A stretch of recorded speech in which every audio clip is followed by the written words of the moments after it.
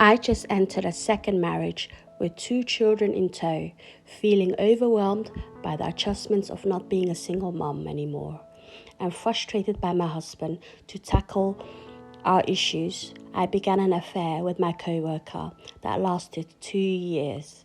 Although it was not an emotional affair, I was still ready to leave my husband until he agreed to counseling. When we began to tackle work things and got a lot better, but I still did not want to tell my husband I was having an affair behind his back. So what happened, you may ask? I worked for a law enforcement agency for over 15 years. In the process, I got married. It was my second marriage. I already had 2 kids from my first marriage. Me and my husband, we were particularly newlyweds. We were about 3 or 4 years in, and then I ended up having an affair with a co-worker. My affair began by my co-worker pursuing me for about 2 to 2.5 years. We would flirt on and off, but of course, I would never engage him because I was married. I was never a person who was a cheater or who believed in cheating in relationships. This was totally new for me. My husband and I, like I said, we were kind of newly married. It was very new for me. I had been single parent before getting married for the second time. I was used to being very independent. I was used to being the man in the relationship. I made more money. I was in school full-time. I was working full-time. I felt like a lot of burden was on me. I was just not happy in the relationship. I was ready to leave. I had expressed these things to my husband about how we just weren't communicating. But he was being very passive-aggressive. He was not addressing anything. He just thought everything was good. Also, being a strong single mother, independent woman for so long, even while married the first time, it was so hard to let someone come in and give input, especially on my parenting, when it's not necessarily their children. It was very hard for me to let him discipline my children. Even just letting him make decisions for the family as a whole, I was so used to doing things and having to do it that I pretty much pushed him away. He just backed off and let me be in charge, which was a problem for me. I was used to a man being very strong, and he was not that. Not that he couldn't be, but I didn't even give him the opportunity to be. Now, what pushed me to start a relationship with this co-worker was because he stimulated me intellectually. We had the job in common, we had school in common, he had multiple degrees like me. We loved to travel. We had loads of things in common at the time when my husband wasn't trying to accommodate me. Now, anything I would bring up with my husband, he didn't want to talk about it or do it. The answer would always be no. If I wanted to travel, no. If I wanted to go to dinner, no. So my affair partner was someone I felt compatible with at the time. Intellectually and physically, we began this affair. Again, it was really strictly at work thing. We worked long 12-hour shifts, so we were able to talk and chat during that time. We will talk on the phone when we were off. We'll talk late at night. We meet up in hotels, that type of thing.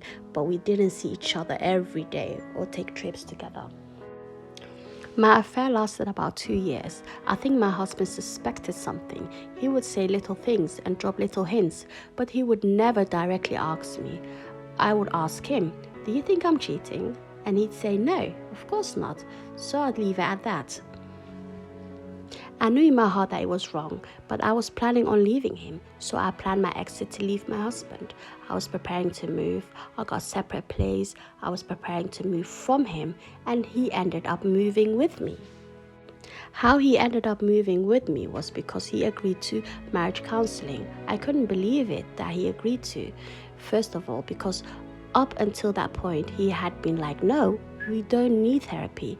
I'm not going to therapy." What changed for him was that I was actually trying to leave.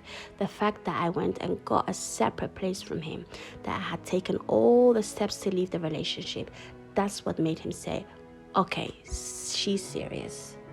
What surprised me the most was how open he was. Even though he's my best friend, we talked about everything, and I knew things about him. I just got different perspective when We went to counseling about how he was raised, things he was taught about being a man from his parents. My expectations from him were different from what he had experienced and what he would believe. That's why we had so many problems and why we were headbutting.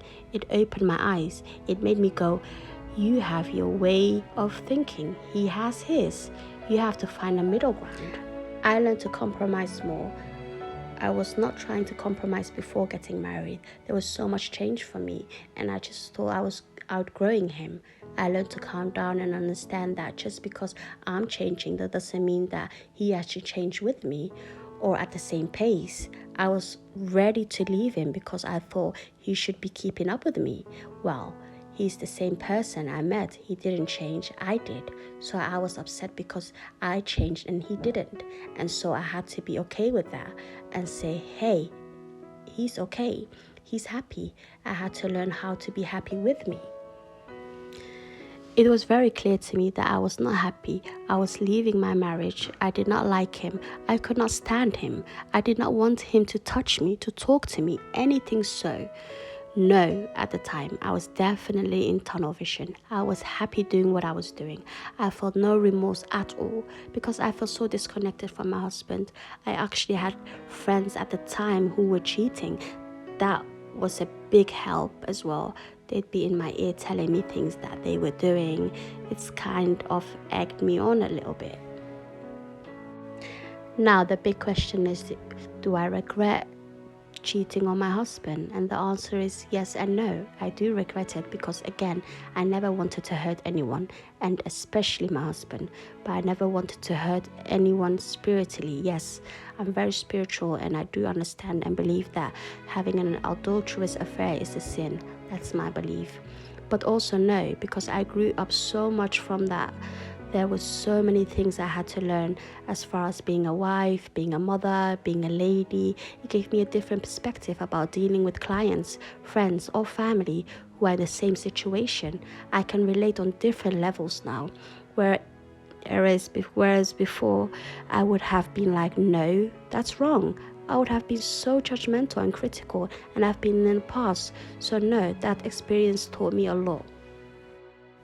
Now, I would never do this again. This has definitely been an experience. I understand how easy it is to get caught up.